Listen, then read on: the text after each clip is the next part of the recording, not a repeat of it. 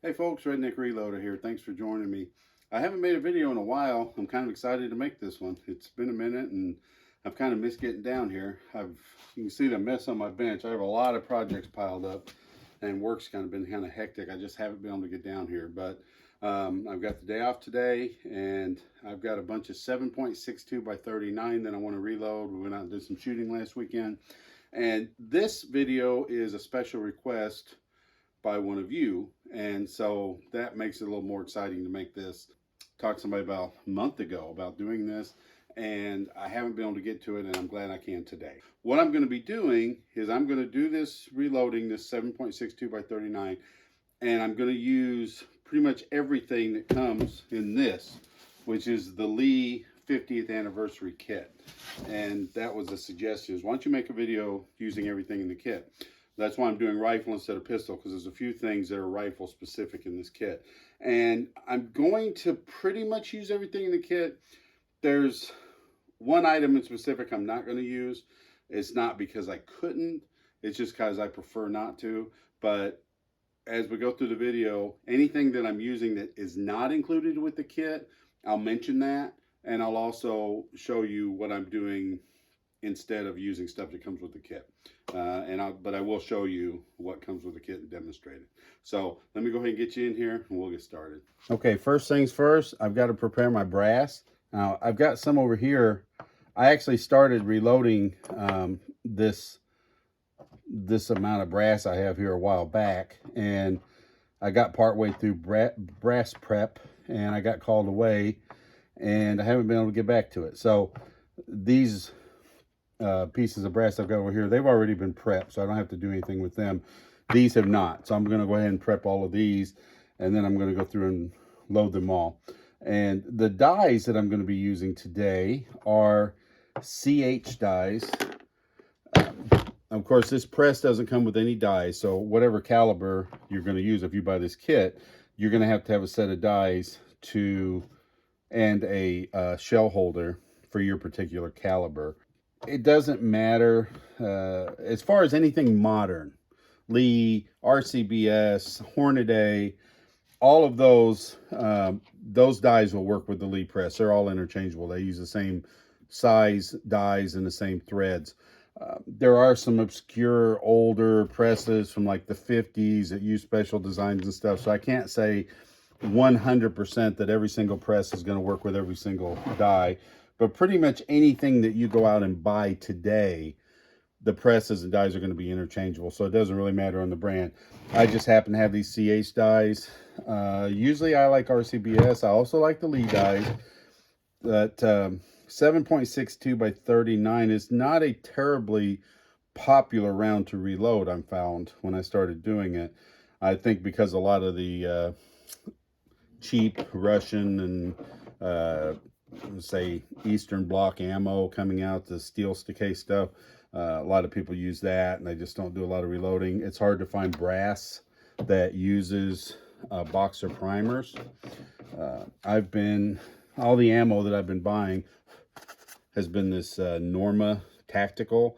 I can get this fairly cheap at my local gun store, ammo store, if you want to, sporting goods store, where I buy most of my ammo.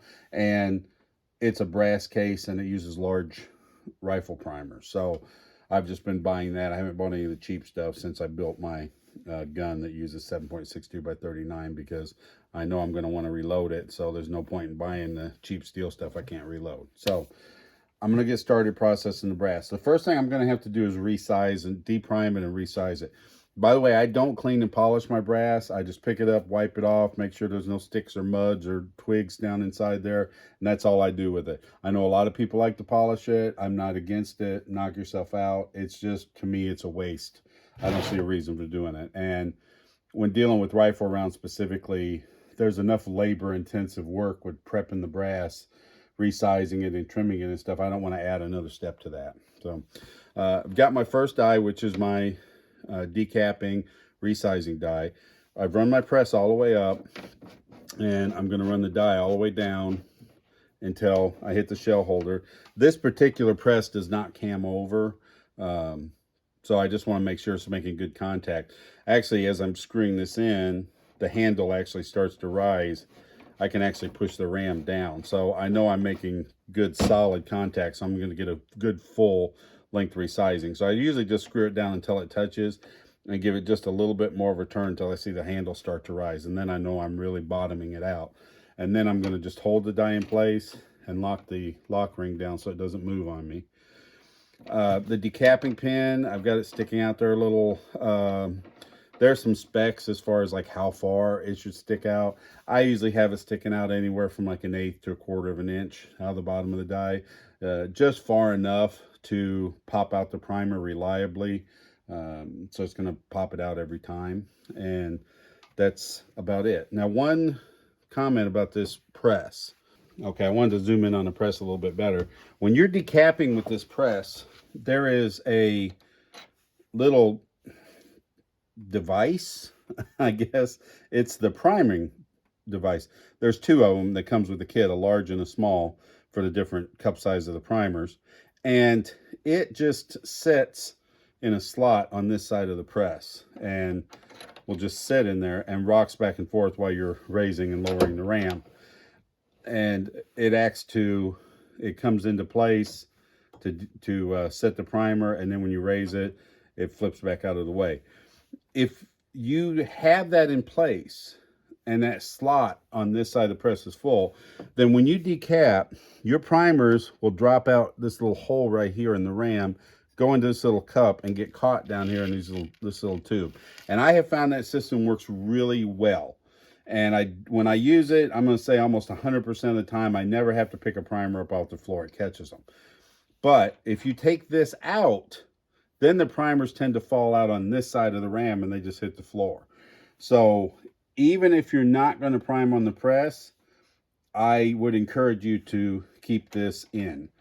I have seen people with these presses take like a piece of cardboard and stuff it in the side and fill that gap up. You can do something like that, I guess, but to me, I'm going to prime on the press anyway, so I'm going to be using that arm. So I'm just going to keep that arm in there, but just something to be aware of. Otherwise, you're going to be cleaning up a mess. So this is the first time I'm going to deviate from using the stuff that came with the press, and that's because I have to lubricate these cases. Now, this does come with a tube of Lee resizing lubricant. It says it's industrial grade. It'll protect your dies and cases. It says you can use it wet or you can let it dry. And they say it's a very good lubricant. And it probably is, but I'm not going to use it. I have had one stuck case, and that was me making a bonehead move. I wasn't thinking, and I ran a case up in there. I was priming. I had a primer going sideways. I was aggravated, and I said, okay, I'm just going to go ahead and switch the dies out real quick and pop that out and reprime it. And I didn't even think to lube it when I ran it up in there because I'd already resized it, and it was stuck fast. And I do have a video in my playlist of my struggles to get that thing out. And I don't want to have any more stuck. I use Unique case lube, and I have never had a stuck case when I've used this. And so I stick with this. So I'm just not going to use this. If this was all I had, I would try it. I'm sure there's a lot of people out there saying, like, that's all I use and it's great. And that's fine. I'm not knocking it. I'm just saying I don't want to risk another stuck case. I know that Unique works well. So that's what I'm going to go with. But this does come with it, and you could use it. So I'm going to, the way I use Unique, it's sort of a paste. Just take a case. I'll get a little bit of Unique on my fingers. Just kind of rub it on there a little bit till my fingers get a little slippery. And then I just kind of rub a little bit on the case. Not too much. If you put too much on there, you'll get some hydraulic effect between the case and the side of the die when it runs up in there, and you'll get dents in your case. So if you're starting to see dents in your cases after you resize, you're using too much lube. So now I'm just going to run it up in there. Run it all the way down. The primer dropped, went down the tube. Now my case is resized. And I'll grab the next one. And usually when I get this Unique on my fingers, there's usually enough on there to do like 5 or 6 cases. And then when I just feel my fingers starting to get dry, I just run through there and get a little bit more on it. And this is a system I use and it works well for me, so I just like to stick with it. So that's all there is to resizing and decapping. So I'm going to go ahead and pause the video now. I'm going to go through and knock out the rest of these cases, and then I'll bring you back when we get to the next phase. Okay, I have everything resized, but before I move on, I'm going to show you something else here. When I have problems, I usually just set them to the side of the bench, and then I deal with them later when I come back to loading that caliber. So the last time I loaded 7.62 by 39, and I went out and shot, I had a bullet setback on me. And if you wonder what bullet setback is, that's my dummy round I use for sizing versus a round that set back. So you can see how much shorter it is. So what happened is while it was feeding, it didn't have proper neck tension. And while it was feeding in my AR, it got jammed in there and it got pushed back. And I realized that I don't want to shoot this because now I've taken a lot of volume away in the case. I got the same amount of powder charge, but with the bullet pushed in so far, it decreases the amount of volume and it's going to increase the pressure, and I'm afraid it's going to be dangerous. So that bullet needs to be pulled. But I didn't have time to fool with it, so I just set it to the side. Now that I'm reloading 7.62 by 39 again, I'm going to go ahead and deal with this. I'm going to reuse this case. Might even reuse a bullet, depending on how badly it gets tore up when I pull it. But I'm going to show you a little technique I have. If I just have 1 or 2 bullets to pull, I've used this before successfully with rifle rounds. It doesn't always work with pistol rounds, but it's just kind of a quick and dirty little way to pull a bullet that you might have stuck. Now, I won't do this for stuff that's really stuck, or if I have a whole bunch of them to do, because I don't want to damage my press threads. But what I'm going to do, I just take it in with no dye, run it up in there, and I'm taking a pair of vice grips. These have little serrations like on the side, so I don't want to chew up my threads. So I just put a piece of electrical tape to kind of protect it. But I'm just going to grab the bullet with the vice grips and keep it firmly squeezed, and I'm just going to lower the press. And what's going to happen is these vice grips go down in here, the hole where you screw in your die is going to squeeze on the side of the vice grips to even tighten them up tighter. And as you just lower the ram, you just pull the bullet right out. If they're not stuck really hard, you can do this. If they're really stuck hard, you're not going to build good enough grip to do this. But I don't want to have to get out a hammer and everything, bullet pulling hammer. So I'm just going to try this and see how it works, which it didn't work well at all that time. I'm going to try getting a different grip on it. And there you go. It's a good way to just pop a bullet out if you just got one to pull. Now what I'll do, I'm going to resize this case again. I'm just going to dump the powder. I know what the powder is because I loaded it, but I'm not going to reuse it. I'll just dump it, and I'll resize this case, throw it in with the other ones, and then I'll reload it again. I'm not even going to pop the primer out on this one. I'm just going to resize it with the primer in, which, heck, I'll just show you how I'm going to do that while I'm here.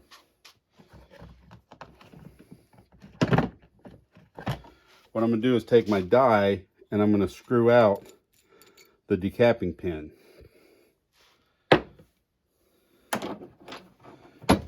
And then screw it back in.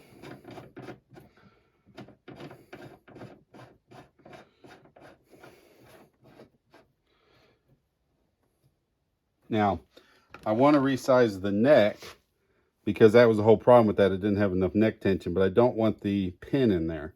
So what I'm going to do is unscrew this and just take the decapping pin out. Okay, I took a little cut there. This neck resizing ball was really stuck on there, so I had to get a pair of vice grips to pop that thing loose. So I didn't want to make you all set through that. So I'm just going to unscrew that. And I'm going to remove my decapping pin.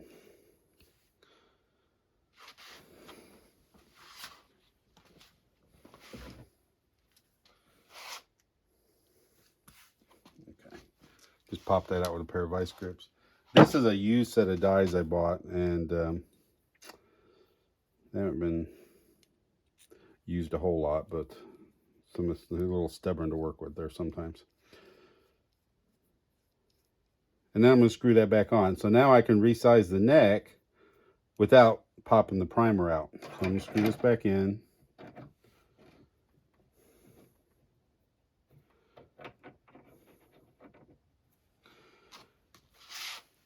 Now I'm going to take my case. I've already dumped the powder out of it. I'm going to put a little bit of lube in it, on it.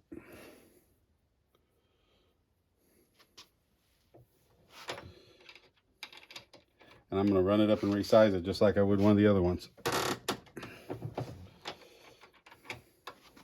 Now it's resized, primer's intact. I can just put powder in this and load it and be good to go. And in case you're wondering about the bullet that I pulled, it's got some scrapes and scratches down the sides of it. I will reuse this. I'll load this again. I'm just loading plinking rounds. I buy a lot of pulled bullets, 223. I'll buy, 1,000 pulled bullets. They'll have little pull marks on them. They're just fine for plinking rounds. It doesn't hurt a thing. So I will reuse that. Okay, we're ready to move on to the next step here. I've got everything resized and I've gone ahead and cleaned it. I just keep some of these blue shop towels down here, and I'll just take each piece of brass when I'm done and wipe the lube off of it. It actually gives me a good chance to inspect the brass. I'm looking for like split necks, any damage to the case that makes me think I don't want to reload that one. I'll just toss it. Now I'm going to have to trim these. These are bottleneck rifle cartridges, so they tend to grow in length as you fire them. So you shoot them, the neck shape changes, it gets a little bit longer. You need to trim them back to, when you can look in your manuals or look online for the caliber, and it'll tell you the recommended trim to length. And then you can take your micrometer, your calipers, and measure them and make sure they're the right length. They usually give you a little bit of a range. The Lee 50th anniversary kit comes with the basic Lee quick trim. So this is what I'm going to be using. These are great. I actually had one of these before I bought the kit, so I've got two of them. I had the quick trim deluxe, which comes with a couple of little blades on here, extra blades that will chamfer and deburr at the same time. I have a couple videos on that, some of the problems I had with that, the breakage. I find that they kind of chew the brass up a little bit. I don't like that. So I actually had taken the blades out and we're just using it just like the basic quick trim. And then I chamfer and deburr in a different step. So this is the one that actually came with the kit, so it doesn't have the extra blades. This works great. I like this a lot. So it's time consuming, but brass prep is time consuming. If you're reloading just to kind of try to get some ammo made quick, this is the aggravating part of it. And there's power tools and stuff you can buy to speed things up. This is my relaxation. I'm not doing anything else this morning, and I kind of enjoy getting down here and doing this. So I don't always do it in this way where I'm doing the brass prep and then reloading all in one step. What I usually do is when I go out and shoot and I get home, I'll get down here and just prep my brass and get to this point after I trim it. And then I just store it. So there's a big jar of 9mm. There's some 223. I'll just usually throw it in a jar like this and set it to the side so I have it all prepped and ready to go. And then when I want to come down here and reload some, I've got the brass ready to go, so I'm just moving on from that step. In this case, like I said, I just went out and shot this past weekend. I've got this. This is the time I have to make this video. So it's going to be a little more time consuming, and there's a few more steps where I'm doing this all at once. But, that's up to your individual preference, how you like to do things. But the one thing you don't get with this kit is it's another die. This is the die that works with the Lee Quick Trim, and you need a die for each specific caliber. This is the one that I need for 7.62 by 39. Typically, I only trim rifle rounds. I never trim pistol. Straight wall cartridges just don't grow. There's no reason for it. But I do have one for 40 Smith & Wesson. Then it also works very well with this kit. The reason I have it is I use it for cutting 10mm cases down to 40 Smith & Wesson length to load them for 40 Smith & Wesson. So I have one for that. But this die, the depth that you screw it in is not that critical. What you have to do is just be able to hold some pressure down on this ram arm while you're cutting the trimming. So you just want it down far enough to hold some pressure on. So what I typically do is screw it almost all the way down, and that way I don't have to bend down so far while I'm trying to hold this ram arm down and trim at the same time. So I'll screw it down there pretty far and lock it, and there you go. You don't have to lube your cases or anything doing this. This die doesn't squeeze them tight. This die is made to just hold it at a proper depth. So this end, the quick trim goes inside of it, and it will hold it to the correct depth to take it back to the right trim to length. There is a little black adjustment ring here. It's got about 10 clicks to it. If I remember correctly, you can turn that either way, and you can adjust that trim to length. It's a tenth.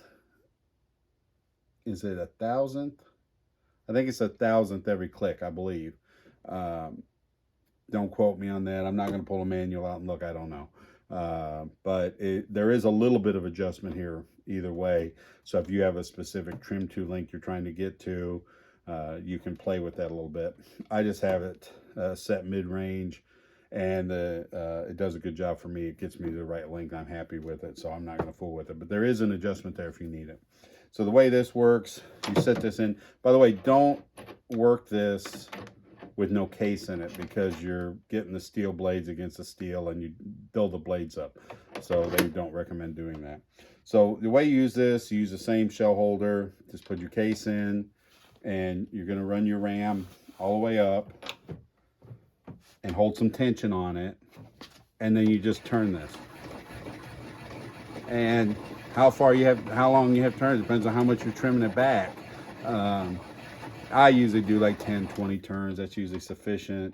You get some shavings built up sometimes, and you just blow those out. But this will trim it back to the correct length. You will have to chamfer and deburr when you're done, but I'm going to show you that. And it does come with a tool for doing that. As I said, it's a little bit of a time-consuming chore sometimes. You can usually feel when it stops cutting and know that you're at the right length. But that's all there is to it. So I'm going to go through now and trim all these, and then I'll get back to you for the next step. Okay, we're finally almost done with brass prep. I got all that trimming done. Now the last step is to chamfer and deburr the brass. So hopefully the camera will show you the difference. Okay, hopefully this will show you the difference. So the case on the top, I've already chamfered and deburred. The one on the bottom, I haven't. So if you notice the wall looks thicker on this piece, it's not. It's just that there's a thick rim up there at the top. And also, if you can look on the inside edge of this one, you can see the chamfer is shiny, where this one does not have that. It's got a sharp kind of ridge. So if I try to put a bullet in this, that ridge is going to be trying to shave the side of the bullet down. So you want to put that little chamfer on there so the bullet goes in easier. Now, this is an area where I'm going to not necessarily use what came with the kit. This is the chamfer tool that Lee includes in their kit. And the way it's simple as can be, you stick it in the end and you twist it, and it's got a couple little sharp metal edges that will cut a chamfer into the end of the brass, and it works fine. The problem I have with it is on the outside there's still a little burr, so you need to chamfer and deburr. I thought you could use this on the inside like this to do that. Doesn't work really well. It does work, but to me this is not the best chamfer and deburr tool. It does a fine job of chamfering. I can't knock it at that. The thing I don't like about it really is it's just so small, and for me, I have a hard time handling it. So as you can see, you can get the job done with this. It works perfectly fine, but if you've got 100 cases to do, it gets a little hard on my hands. So what I'm going to use instead is this is made by Bear, which went back out of business back in the early mid 80s. But I think just about every company that makes reloading stuff makes one of these. I just call it the rocket ship deburr tool, but it kind of looks like a spaceship.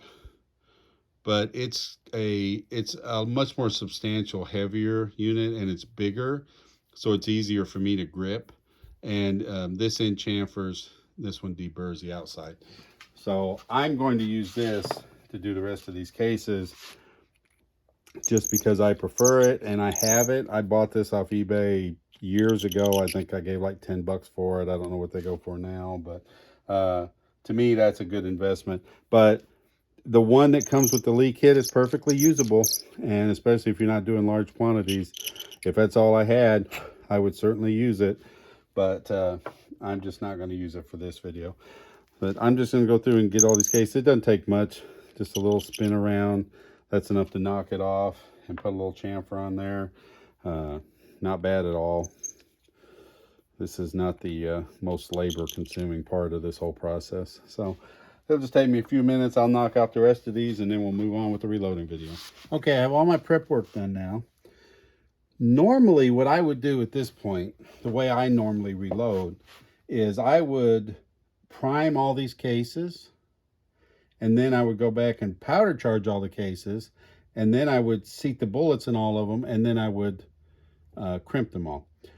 I'm going to do things a little different today. I'm going to mix things up a little bit, and I'm going to combine some of those steps together. Not the way I usually reload, but I just feel like mixing it up today. So what I'm going to do now is I'm going to get the powder thrower ready, and I'm going to get my primers all loaded up and ready, and then I'm just going to go ahead and load. So first, the powder. So today I'm using Accurate 1680, and I'm going to be using 26 grains of that. The kit comes with a powder funnel, and if you watch my old videos, you'll see me using one of these. I had one already from Lee before the kit came. I know a lot of other manufacturers make them too. These are fantastic. I love these. When I'm using them with a dipper or something, they're great. But since I'm using the powder thrower today, I won't need this funnel. But it does come with a kit, and it is included. Now, like I said, I'm using Accurate 1680. 7.62 by 39 is a new round for me. I just built my rifle a few months ago. I just started reloading for it. And with the pandemic and all the powder shortages, things are getting better, but it's still not great. So I've kind of struggled a little bit with powders. I found this is all I've used so far. I would love to find a powder like some of my pistol powders I use, like HS6 or Unique, where I can load, 9mm, 40 cal, 45, 38 special. I'd love to find a good powder where I can load 223 and 7.62 by 39. So far, I haven't had any luck. However, I did buy this yesterday. I went by the gun store yesterday, and they had quite a bit more powder compared to what they have had in the last few years. And they had some of this BLC2, which is good for 223, but I did find a few loads on the Heiston site using this for 7.62 by 39. So that might be something new for me to try. But I'm curious for you all that load 7.62 by 39, what powder do you use?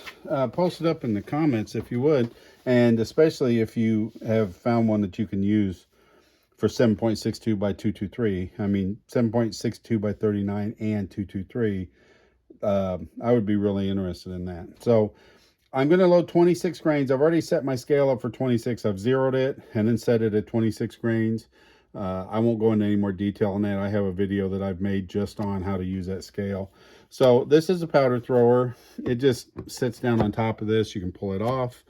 There is a valve by twisting this. So I don't know if you can see, but looking down inside there, when you twist this, it opens and closes. So I'm going to make sure it's closed and just unscrew the top, and I'm going to pour my powder in there.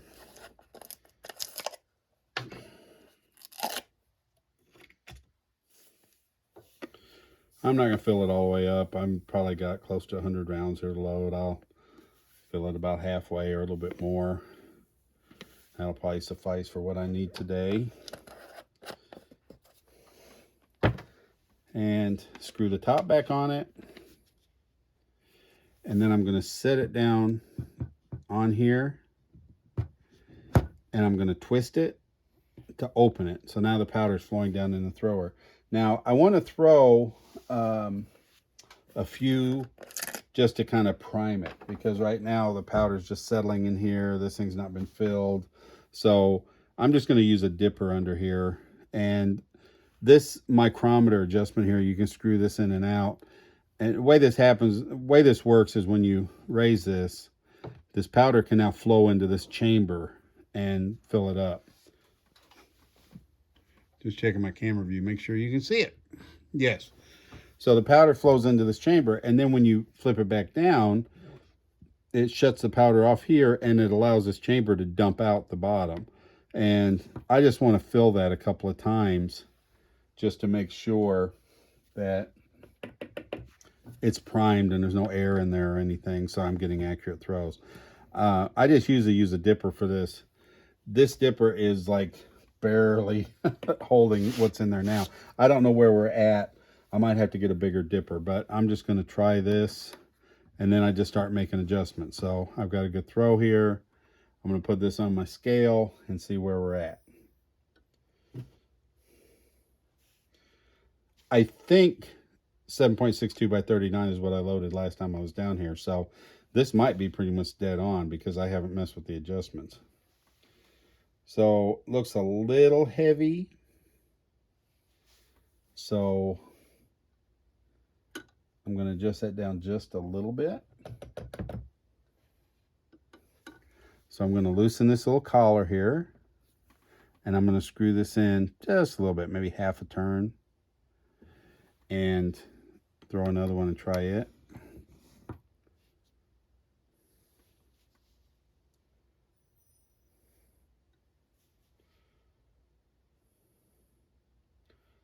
Let my scale settle.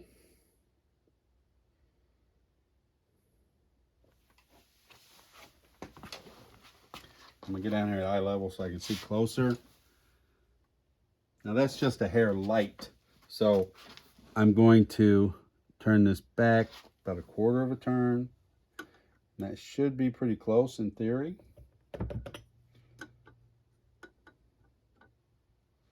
We'll try it again.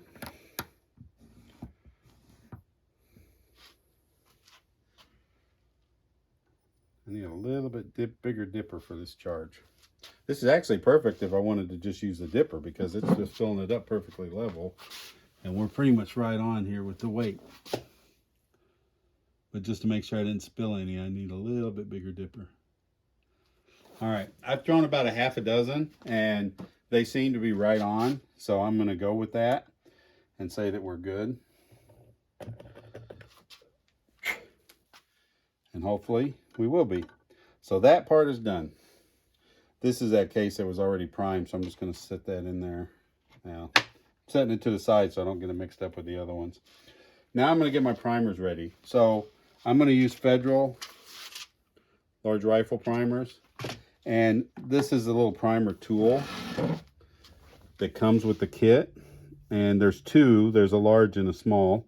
And they're marked LG and then small on the other one. I think it's SM. But the way you use these, there's a little lock here. It says on or open. So I'm going to unlock it. And you open this up flat. And this is made so you can dump a whole tray of primers in it, which is what I'm going to do.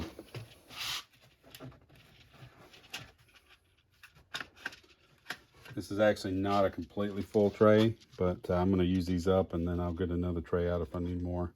Like I said, I'm not really sure how many I've got in there. So you can set this right over the tray and then just invert it and dump your primers in, hopefully without losing a bunch of them. And then one half of this has some little lines in there. And if you put your primers in and just shake them back and forth, they will flip over.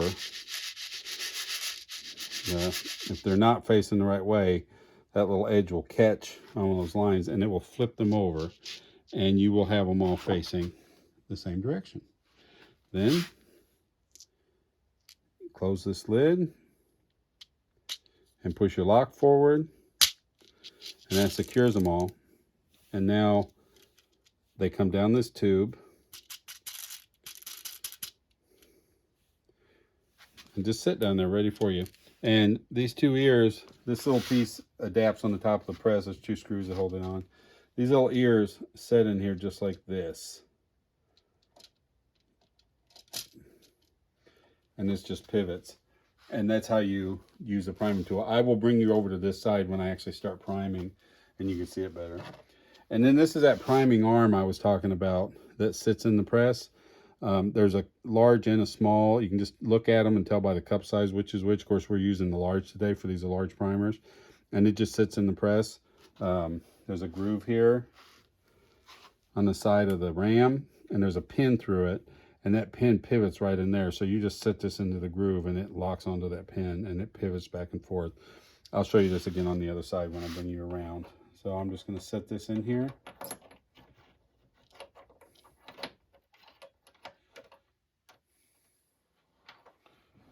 Now we're good to go. So now my press is all set up to load.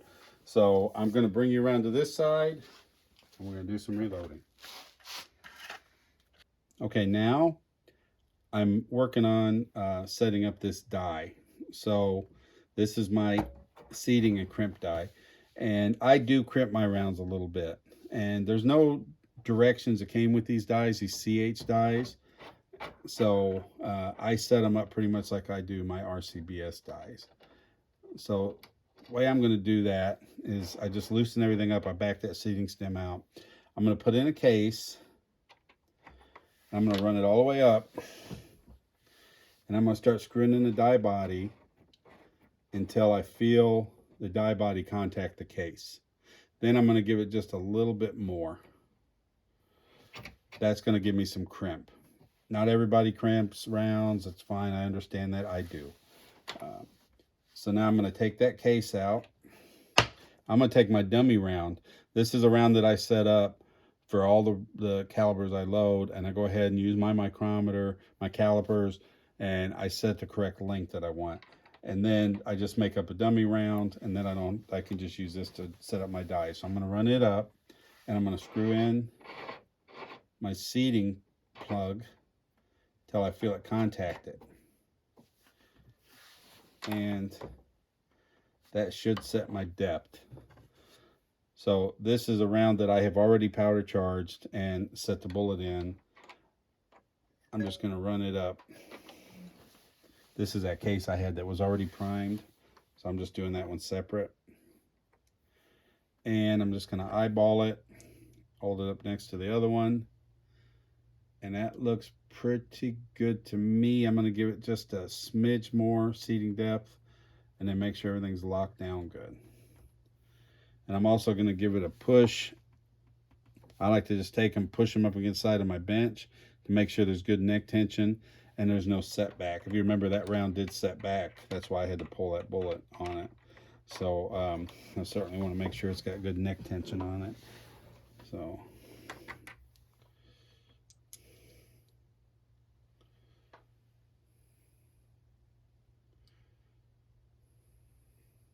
this just saves me getting my calipers out. And just a tweak more seating depth.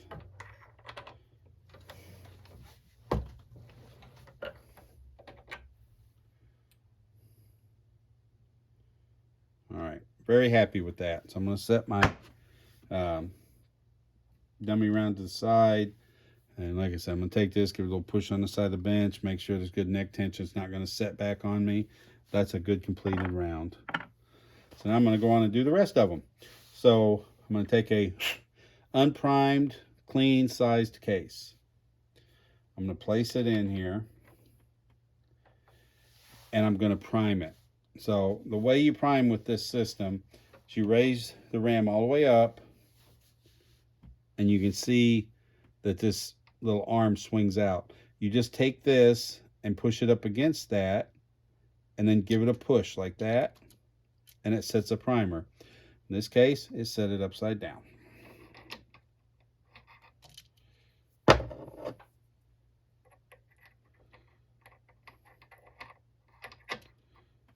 Try that again. There. Now it set a primer. Now I just lower the ram, and when this arm contacts down here, it'll swing that over and it'll seat that primer in that case. I just give it a little push to make sure it's seated good. You can see, seats the primer. Now I'm going to powder charge this case. Set it back in here. Take a bullet. Seat it on the end of my case and run it up in there.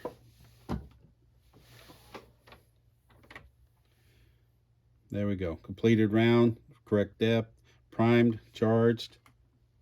Doesn't set back. That's a good round. So now I just have to do this a few more times and I'll be done. So same thing. Run it up. I'm going to move this little primer arm in, set a primer. This takes a little... I usually have good luck with this thing. It's wanting to set them upside down for some reason. I've found that this system usually works pretty good. It's a little bit of a feel for how to do this. I've seen some different techniques using one finger, using one on each side. One finger seemed to work good there. Prime the case. Powder charge.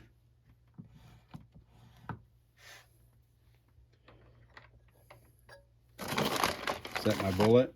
These bullets kind of have a flat bottom, so when I set them in the case, I have to hold them and guide them in.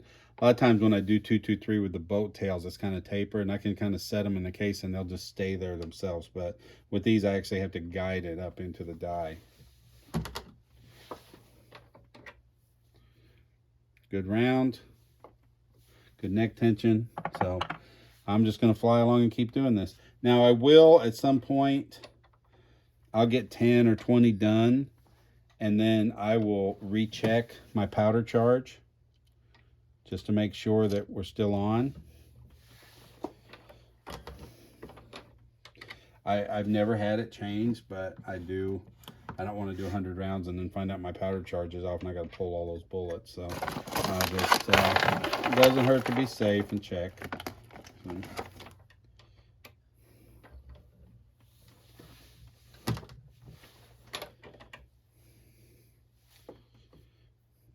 Clicking right along here.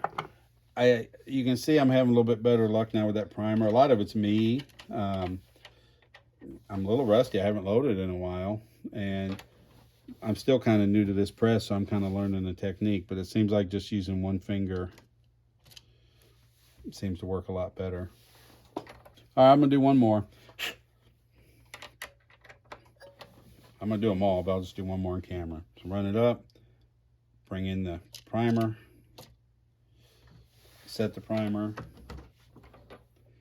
charge the case,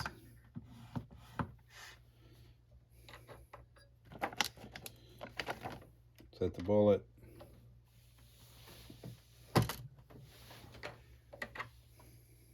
completed round.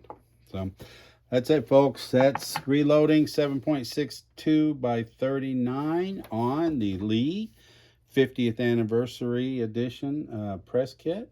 I like this kit a lot.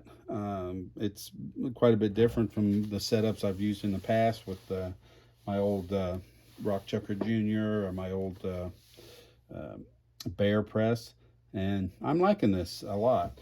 There's a few things that I'll probably do in the future. I like this priming system a lot more than the way I used to manually prime. I've never used one of the little hand primers.